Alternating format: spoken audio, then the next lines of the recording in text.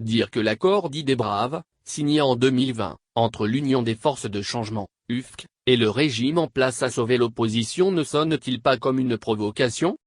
Le troisième vice-président de l'Assemblée nationale reste convaincu que l'atmosphère détenue observée actuellement au Togo est l'un des fruits de l'accord signé entre l'opposant Gilles-Christ Olympio et Faure Gnassingbé, le chef de l'État au pouvoir depuis 2005. Selon Dong Sena Ali Puis, l'accord du 26 mai 2010 a sauvé l'opposition togolaise, déclare-t-il dans une émission sur une chaîne privée. Sachant le tollé qu'un tel propos peut susciter dans un pays encore marqué par des clivages politiques, le jeune député explique qu'il sait que certains de ses amis opposants vont sursauter dans leur siège en l'écoutant parler ainsi. Mais en réalité, si on fait une rétrospective, si on fait juste un an derrière, du 14 décembre 2020 au 13 juillet 2021, 17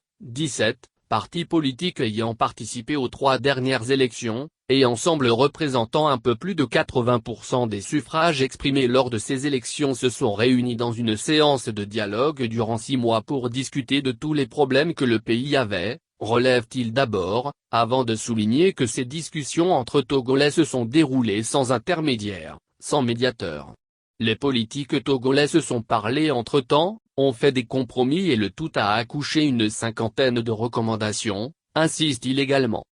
Cette méthode-là, cette école-là, cette façon de fonctionner, elle est unique.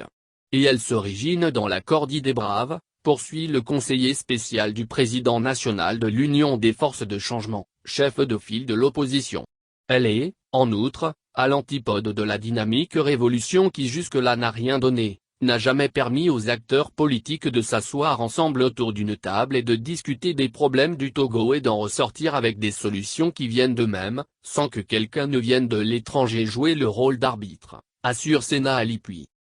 Aujourd'hui, il vaut mieux aller à la lueur d'une bougie que de tâtonner dans l'obscurité, estime-t-il.